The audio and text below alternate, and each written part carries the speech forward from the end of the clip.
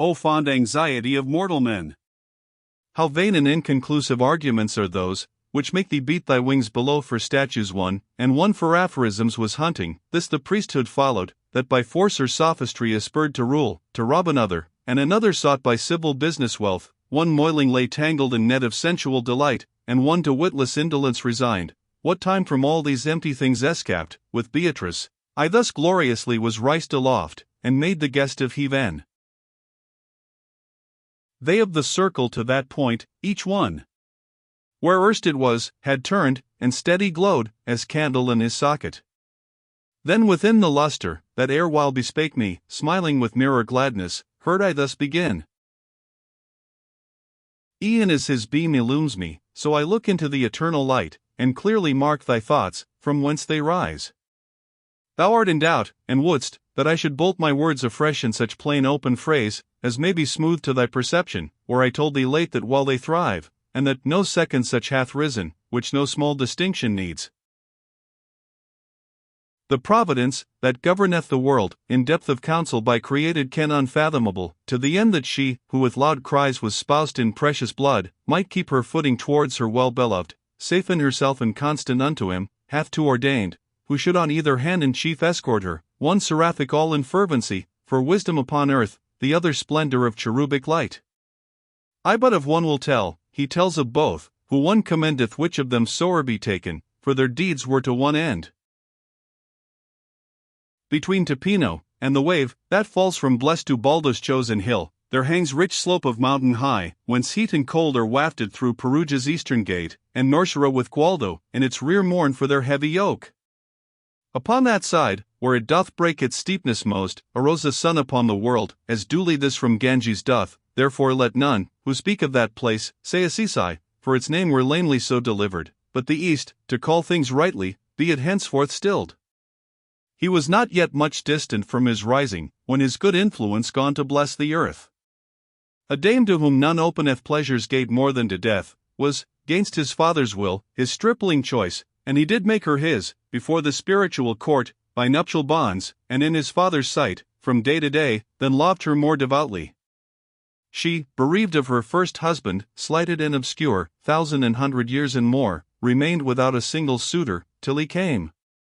Nor aught availed, that, with Amiclas, she was found unmoved at rumor of his voice, who shook the world, nor aught her constant boldness whereby with Christ she mounted on the cross, when Mary stayed beneath. But not to deal thus closely with thee longer, take at large the rover's titles, Poverty and Francis. Their concord in glad looks, wonder in love, and sweet regard gave birth to holy thoughts, so much, that venerable Bernard first did bear his feet, and, in pursuit of peace so heavenly, ran, yet deemed his footing slow. O hidden riches! O prolific good!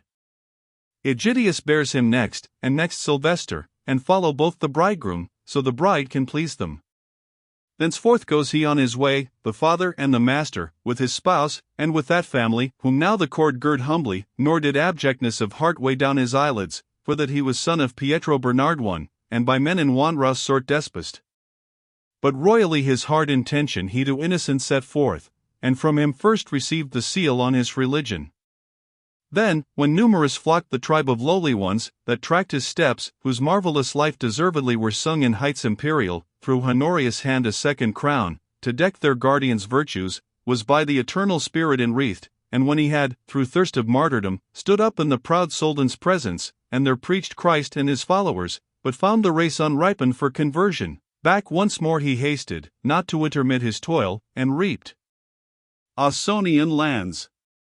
On the hard rock, twixt Arno and the Tiber, he from Christ took the last signet, which his limbs 2 years did carry.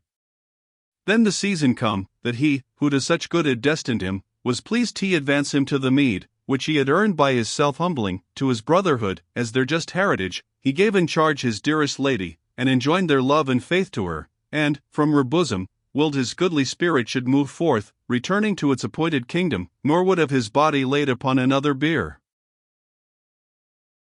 Think now of one, who were a fit colleague, to keep the bark of Peter in deep sea helmed to right point, and such our patriarch was. Therefore who follow him, as he enjoins, thou mayst be certain, take good lading in. But hunger of new viands tempts his flock, so that they needs into strange pastures wide must spread them, and the more remote from him the stragglers wander, so much more they come home to the sheepfold, destitute of milk. There are of them, in truth, who fear their harm, and to the shepherd cleave, but these so few, a little stuff may furnish out their cloaks.